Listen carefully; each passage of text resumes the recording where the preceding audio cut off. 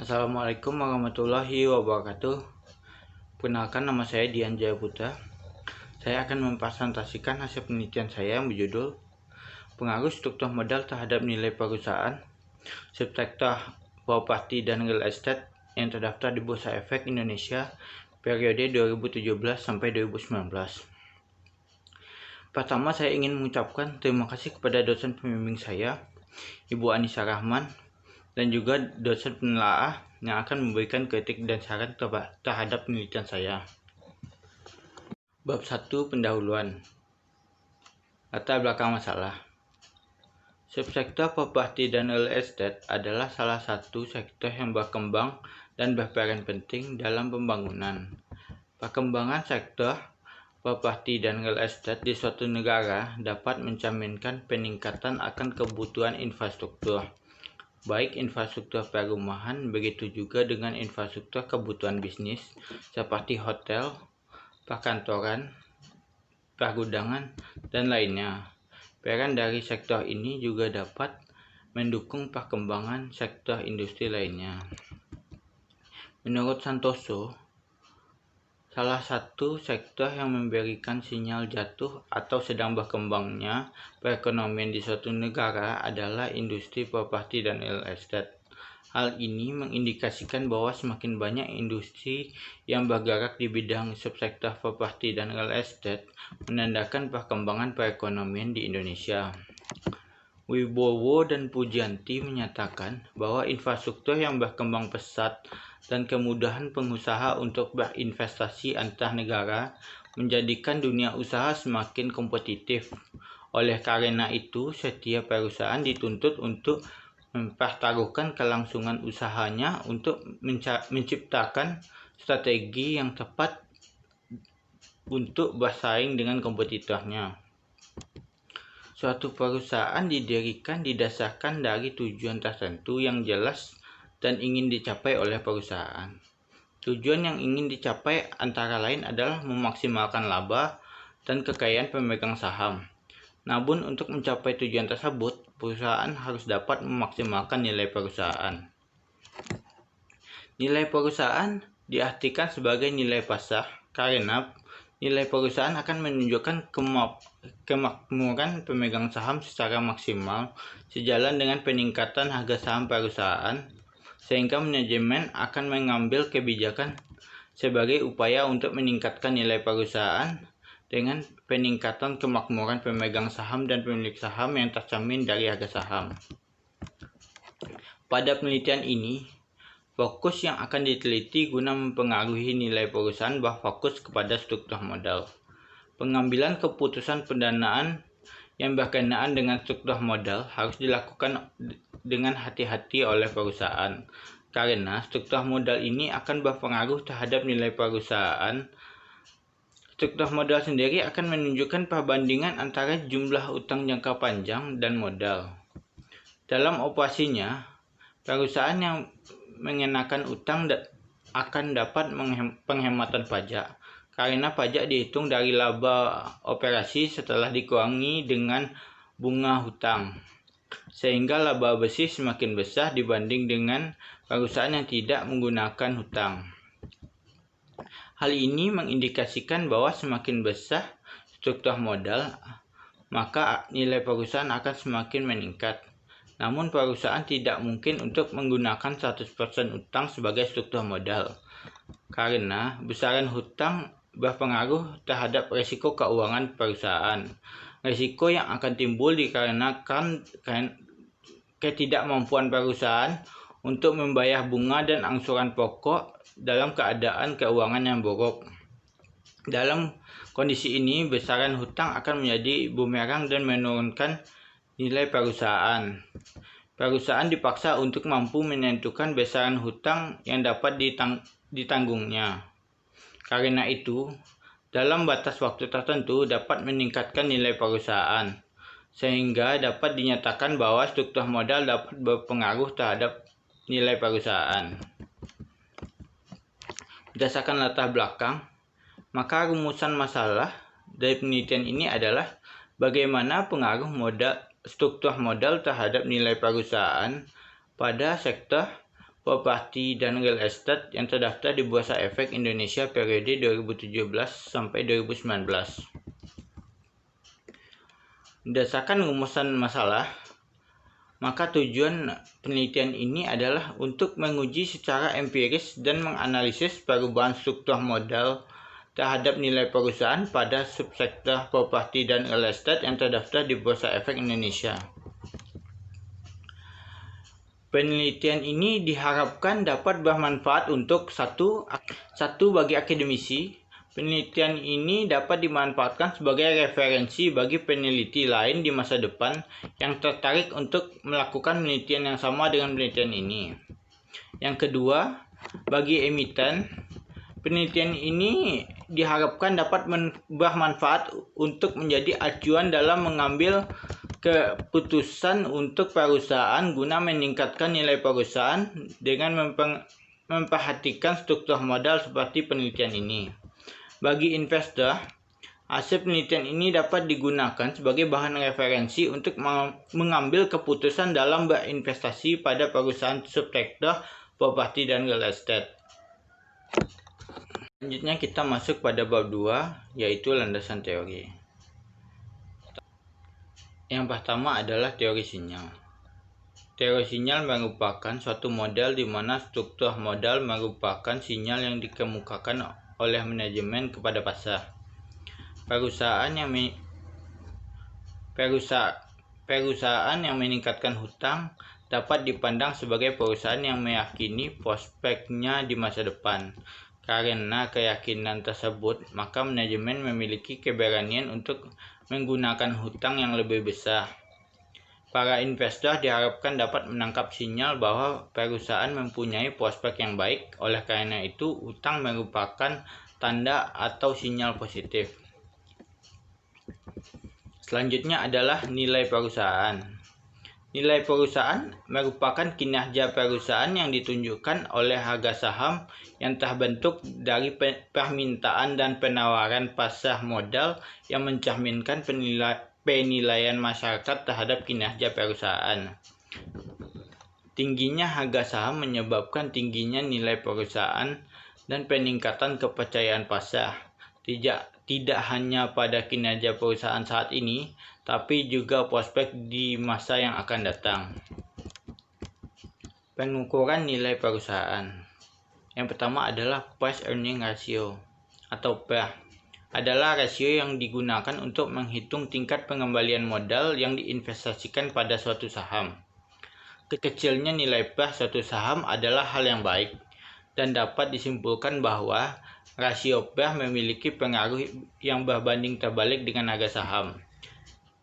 Yang kedua adalah Price to Book Value atau PBV, adalah rasio perbandingan antara nilai saham menurut pasar dengan harga saham menurut nilai buku. Pada umumnya, perusahaan yang berjalan baik memiliki rasio mencapai di atas 1, yang menunjukkan bahwa nilai pasar saham lebih besar dari nilai buku. Tingginya rasio ini menandakan kepercayaan pasar terhadap prospek perusahaan. PBV juga menunjukkan kemampuan perusahaan dalam menciptakan nilai perusahaan yang relatif terhadap jumlah modal yang diinvestasikan. Yang ketiga adalah Tobin Q. Tobin Q diperkenalkan oleh James Tobin. Konsep ini membahas rasio Q yang lebih unggul daripada rasio nilai pasar terhadap nilai buku, karena rasio ini berfokus pada nilai perusahaan saat ini secara relatif terhadap biaya yang dibutuhkan untuk penggantian. Dalam praktiknya, rasio Q sulit untuk dihitung dengan akurat. Karena untuk memperkirakan biaya penggantian aset suatu perusahaan bukanlah hal yang mudah. Rasio ini menunjukkan estimasi pasar keuangan saat ini tentang nilai hasil pengembalian setiap dolar investasi incremental. Tobin Q dihitung menggunakan perbandingan rasio nilai pasar saham dengan nilai buku ekuitas perusahaan. Selanjutnya adalah struktur modal. Struktur modal adalah proporsi keuangan antara utang jangka pendek, utang jangka panjang, dan modal sendiri yang digunakan untuk memenuhi kebutuhan belanja. Rasio struktur modal.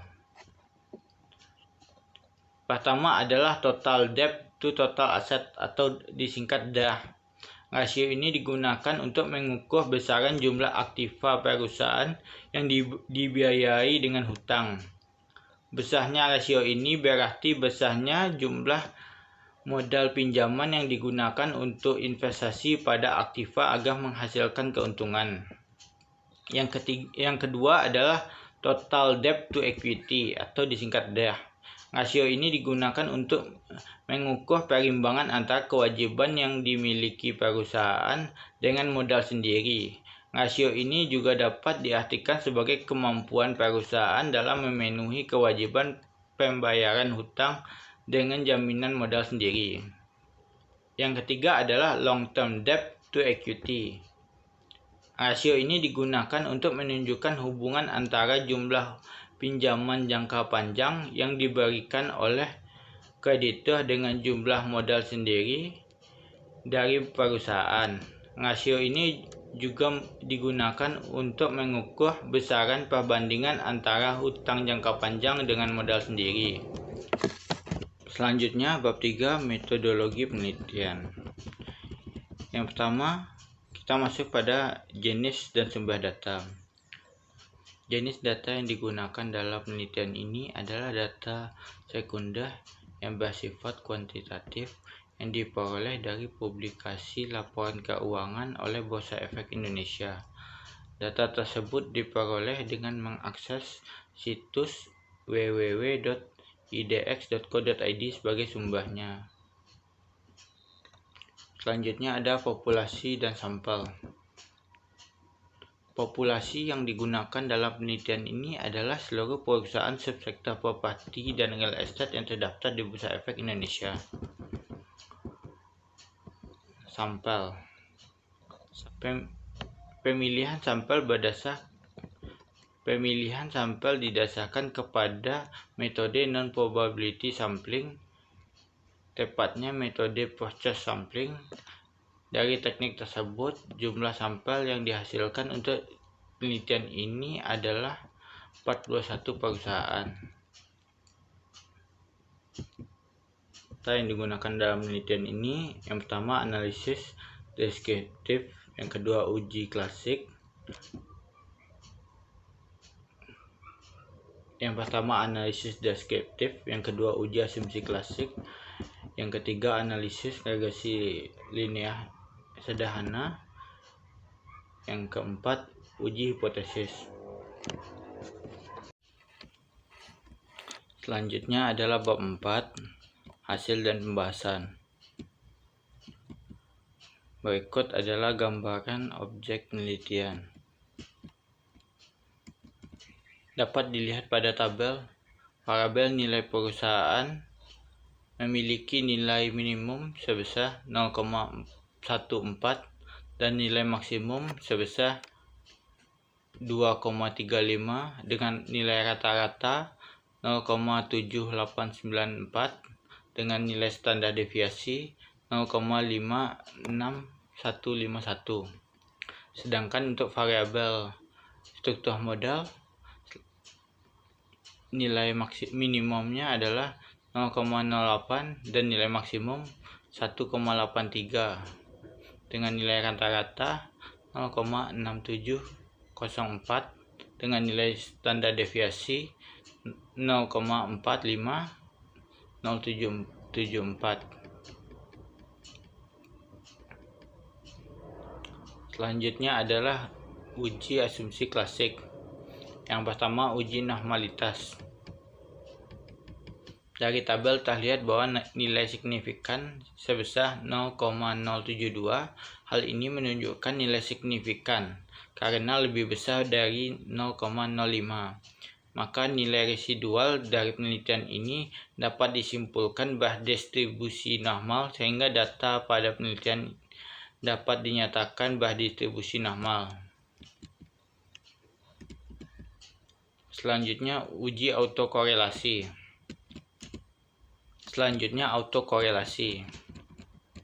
Pada penelitian ini, pengujian statistik yang digunakan adalah uji durbin Watson yang akan menunjukkan kriteria DU lebih kecil daripada DW lebih kecil daripada 4 kurang DU, yang memiliki arti tidak terjadi autokorelasi. Berdasarkan hasil analisis didapatkan nilai DW sebesar 2,291 lebih besar dari batas atas DU 1,6971 dan DW sebesar 2,291 lebih kecil dari 4 kurang DU yaitu 2,3029, sehingga dapat disimpulkan bahwa nilai regresi tidak terjadi autokorelasi. Selanjutnya, hasil analisis regresi linear sederhana. Dari tabel didapatkan bahwa nilai R² sebesar 0,014 yang sama dengan 1,4% dari nilai perusahaan yang dapat dijelaskan oleh struktur modal, sehingga dapat dikatakan 98,6% sisanya merupakan faktor-faktor lainnya yang tidak diteliti dalam penelitian ini.